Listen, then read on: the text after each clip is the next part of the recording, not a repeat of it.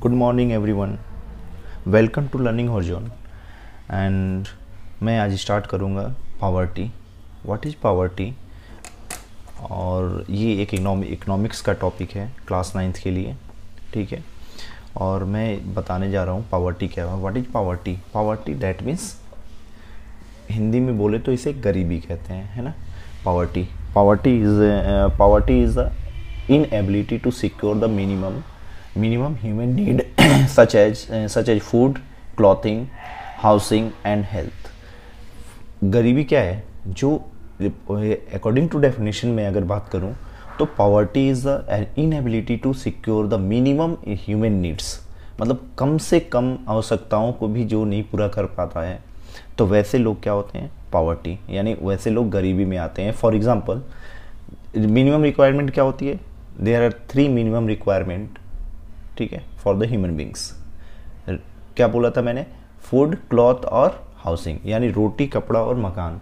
लेकिन अब इसमें एक और टर्म इसने डेफिनेशन में जोड़ रखा है, हेल्थ, ठीक है। तो इसको मैंने फिर इसके बाद की जो टॉपिक है, 2 typical cases of the poverty. तो ये क्या है? Inability to secure the minimum human needs, उसे हम क्या कहते हैं? पॉवर्टी। अब मैं इसे दो भाग में कैटेगराइज कर दिया, यानी 2 पार्ट में। 2 typical cases of the poverty. अब 2 टिपिकल केस कौन कौन से? 2 टिपिकल केस, अगर मैं in case of rural that means rural area, that means ग्रामीण क्षेत्र, यानी जितने भी गांव के क्षेत्र हैं। अर्बन एरिया मतलब शहरी क्षेत्र होते हैं। तो अर्बन केस में क्या क्या? तो रूरल केस में मैंने देखा क्या कि मेनली लैंडलेस और agriculture labour and cultivator are very small land housing. मतलब जो गांव के लोग हैं तो उनके पास बहुत सारे लोग ऐसे हैं जो क्या हैं, उनके पास ज़मीनें नहीं हैं, लैंडलेस हैं, ठीक है ना। एग्रीकल्चर लेबर हैं ज़्यादातर वहाँ पे, और वेरी स्मॉल लैंड होल्डिंग, मतलब उनके बहुत छोटे लोग हैं जिनके पास ज़मीन है, ठीक है। वैसे लोग आते हैं रूरल केस में। सेकंड पॉइंट है रूरल का कि living condition is the very worse, है ना। ये क्या होता है? वहाँ पे रहने की जो लिविंग कंडीशन, यानी रहने की जो स्थिति है वो भी ख़राब है। They do not have proper dwelling place, not even 2 meals a day, मतलब दो टाइम का खाना भी उन्हें नहीं मिलता है टाइम से।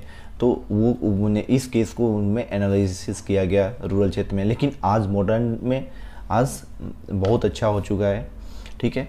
लेकिन अब देखिए अर्बन क्या होता है? शहरी क्षेत्र। शहरी क्षेत्र में लिखा है कि rural poor who have migrate from the rural areas in such employment, casual workers and self employment vendors. अब जो गांव के लोग हैं, अब रूरल की ओर, जैसे गांव में अगर काम करने को नहीं मिला तो वो किधर जाते हैं? जॉब के लिए, फॉर जॉब सर्चिंग के लिए, एम्प्लॉयमेंट के लिए ये जाएंगे किधर? शहर की तरफ।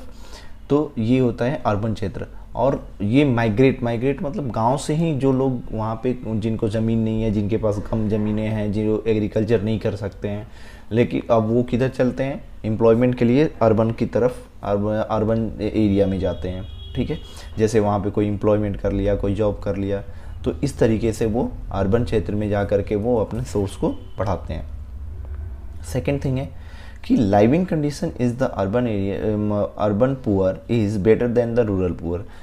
अर्बन पुअर की जो, मतलब जो शहरी क्षेत्र के गरीब लोग हैं, उनकी रहने की स्थिति गांव के गरीब लोगों की रहने की स्थिति से बहुत अच्छी है, बेटर है, ठीक है। और होना भी चाहिए, क्योंकि बाहर आते हैं तो वो क्या करते हैं? जॉब करते हैं, है ना, ठीक है। तो अब देखिए, अब मैं बताने जा रहा हूँ इशू, क्या क्या इशू आई, ठीक है। इसको कैटेगराइज किया गया है, क्या क्या issue I related to poverty. कौन कौन से इशू थे जिसके कारण पॉवर्टी हुआ? इशू पहला कि लैंडलेसनेस, मतलब ज़मीन नहीं थी उनके पास, ठीक है। मैंने इसको चार्ट के थ्रू बना दिया है, आप लोग लिख भी लेना, नोट डाउन कर लेना, या मैं इसके नोट्स भी दे दूंगा मैं, ठीक है। ये इशू क्या है? पहला लैंडलेसनेस, मतलब उसके पास ज़मीन कम होना, लैंडलेसनेस। सेकेंड थिंग अनएम्प्लॉयमेंट मतलब बेरोजगारी। तीसरा चाइल्ड लेबर, यानी जो छोटी उम्र के बच्चे जो होते हैं ना, वो काम करने लगते हैं, उसी को बोलते हैं child labour. Size of family, अगर फैमिली की साइज बढ़ती जाएगी तो इनकम के सोर्स तो कांस्टेंट है है ना। इनकम अगर कम होगी और फैमिली बढ़ती जाएगी, जिसके कारण भी गरीबी हो जाती है। हेल्पलेसनेस, हेल्पलेसनेस मतलब कोई मदद मतलब मदद नहीं कर पाओगे। फिर है malnutrition, malnutrition that means कुपोषित, आपको न्यूट्रिशंस नहीं मिल पा रहे हैं, है ना। पॉवर्टी की वजह से क्या होते हैं, आप प्रॉपर डाइट नहीं ले पाते हैं या प्रॉपर न्यूट्रिशन आपकी नहीं होती है, तो आप क्या होता है, अनहेल्दी हो जाते हैं। इलिटरेसी, ठीक है, इलिटरेसी मतलब असाक्षरता, अगर पढ़े लिखे नहीं रहोगे तो लेबर का काम करना पड़ेगा, है ना। इसलिए इलिटरेसी यानी साक्षरता, यानी एजुकेशन भी बहुत ज़रूरी है। अब गरीबी में एजुकेशन भी एजुकेशन बहुत इंपॉर्टेंट थिंग है, ठीक है। क्योंकि अगर जो पढ़े लिखे लोग होते हैं वो अच्छे जॉब करते हैं और अपने लाइफ स्टाइल को मेंटेन करते हैं और अपनी लिविंग कंडीशन को बेटर रखते हैं as compare to poor people और अनएजुकेटेड पीपल, ओके।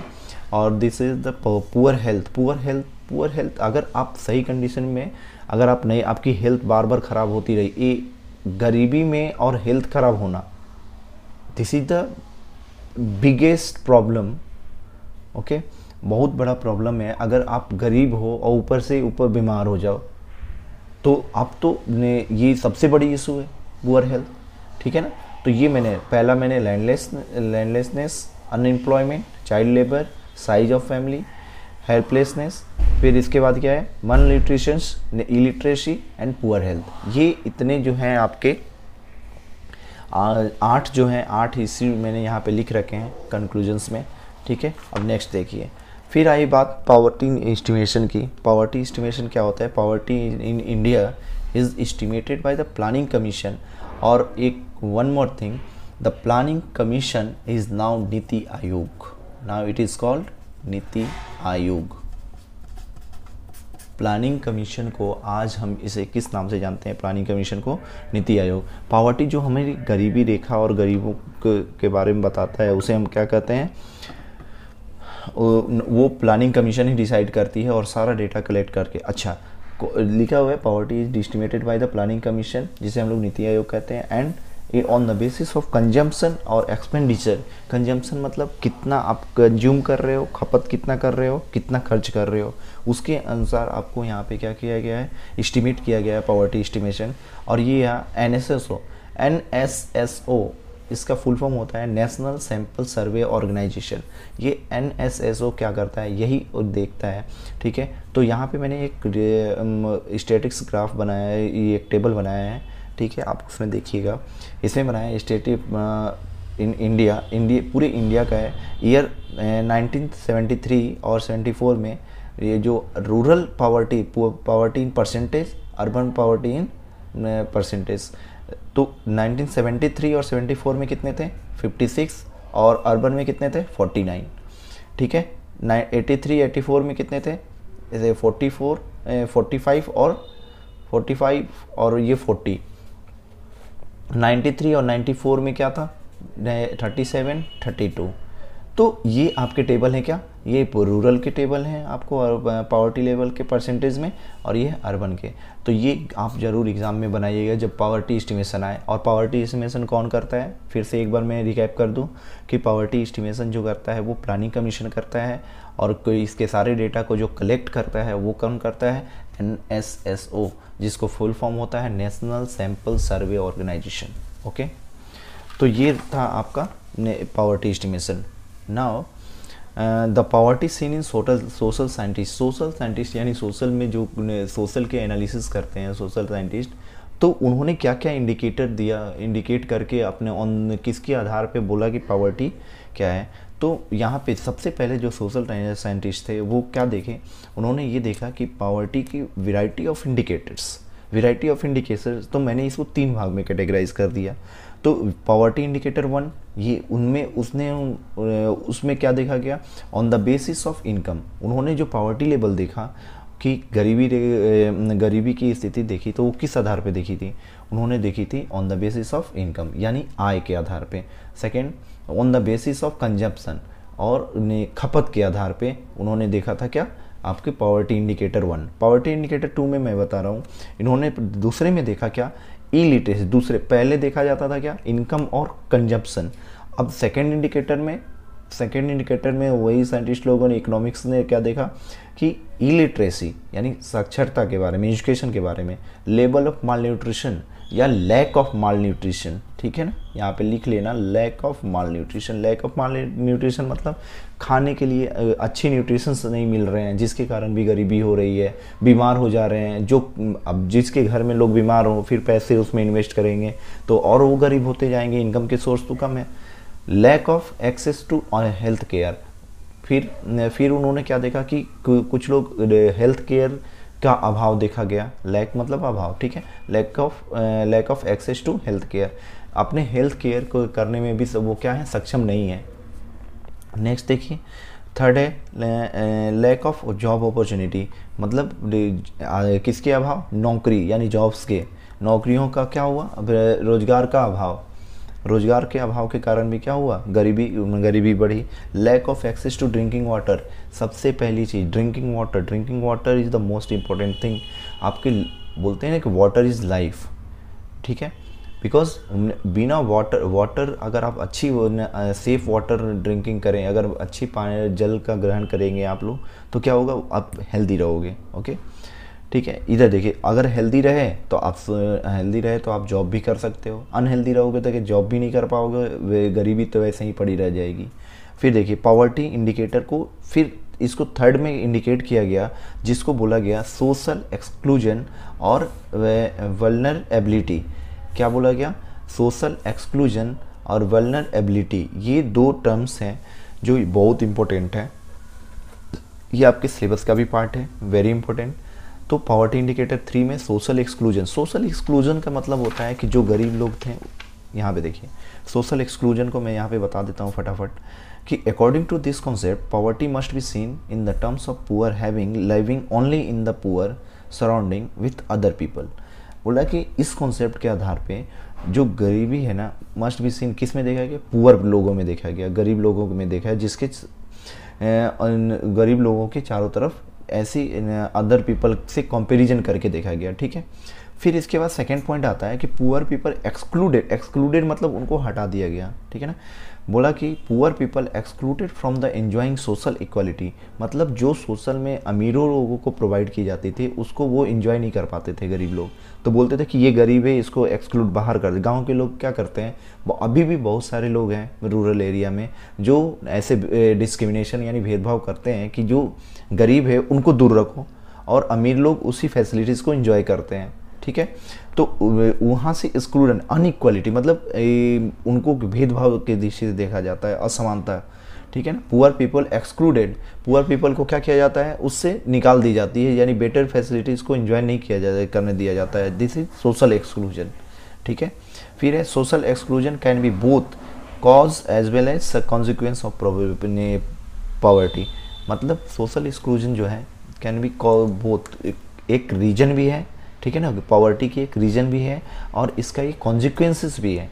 कॉन्सिक्वेंसेस इसलिए है क्योंकि इससे ये पता चलता है कि कितने लोग गरीब हैं, उसे सुधारा जा सकता है। दिस इज कॉन्सिक्वेंसेस एंड आपको ये सोशल एक्सक्लूजन का कारण भी है ना। सोशल एक्सक्लूजन का कारण क्यों, क्योंकि अगर सोशल एक्सक्लूजन जो है अगर हो रहा है तो आप जो पुअर लोग हैं वो अच्छी फैसिलिटी को एंजॉय नहीं कर पाते हैं, उसको कौन करता है, जो वहाँ पे जो अमीर लोग हैं in comparison to poor people, जो जिनकी ज़्यादा जान पहचान होती है। तो जैसे आपको एक एग्जांपल बता दूं, अगर आप किसी लीडर फैमिली से बिलोंग करते हो और एक पुअर फैमिली से बिलोंग करता है, तो लीडर वाली फैमिली क्या करती है कि हर फैसिलिटी, हर गवर्नमेंट की फैसिलिटीज़ को एंजॉय करता है, but poor people they can not, okay, they can not enjoying the that facilities, क्योंकि वो गरीब है और उसे क्या कर दिया गया है, वहाँ से गरीब बोल के उन्हें एक्सक्लूजन कर दिया गया, एक्सक्लूडेड कर दिया गया है, ठीक है। अब यहाँ देखें ये वल्नरेबिलिटी ये कहता है, vulnerability is major to which describe the greater probability of the certain community और इंडिविजुअल्स, ठीक है। बोलते हैं कि ये क्या डिस्क्राइब करता है कि प्रोबेबिलिटी, संभावनाओं व्यक्त करता है कि इंडिविजुअल्स की और उस समुदाय की, ठीक है, कि जैसे कास्ट के आधार पे कि कितने लोग, कौन से कास्ट कितने, ये एस्टिमेट करता है कि किस कास्ट के लोग कितने गरीब हैं या पॉवर्टी लेवल उनका क्या है, ठीक है। फिर इसके बाद सेकंड पॉइंट है, it describe the greater weather of the flood earthquake. ये एक चीज़ और है, ये और भी अपना प्रोबेबिलिटी मेजर करता है कि इनके पास जॉब नहीं है, जॉबलेस कितने हैं, ठीक है। तो वल्नरेबिलिटी ये एक क्या है, मेजर है, पॉवर्टी मेजर है, जो ये बताता है कि कितने लोग जॉबलेस हैं, कितने कहाँ पे ज़्यादा, जैसे अर्थक्वेक फ्लड, यानी जितने अर्थक्वेक के एरिया, जैसे फॉर एग्जांपल एक उत्तराखंड का आप एग्जांपल ले लो, अगर लैंडस्लाइड हो जाता है तो वहाँ बहुत सारे नुकसान हो जाते हैं, बहुत सारे लोग क्या हो जाते हैं, वो बहुत सारे लोग क्या हो जाते हैं वहाँ पे जॉबलेस हो जाते हैं, होमलेस हो जाते हैं अर्थक्वेक वाले एरिया में, ओके। तो इसी को हम लोग क्या बोलते हैं, vulnerability. Vulnerability is the measure of poverty. Poverty को मेजर करने की ये क्या प्रोबेबिलिटी देखता है कि कितने लोग इससे गरीबी में आ सकते हैं। फॉर एग्जांपल यहाँ पे देखिए वल्नर ग्रुप का एक मैंने चार्ट बना दिया है, तो इसमें मैंने बनाया है ये ग्राफ, ये देखिए ये कितने लोग यहाँ पे उन्हें चार्ट में, ठीक, ये था आपका ग्राफ। और इस ग्राफ में आप लोग देख सकते हैं कि ये मैंने ये वल्नर ग्रुप का ग्रुप बना दिया है मैंने, और नीचे जो है ये सोशल ग्रुप्स हैं, ये टोटल जो है ना सोशल ग्रुप्स हैं, सोशल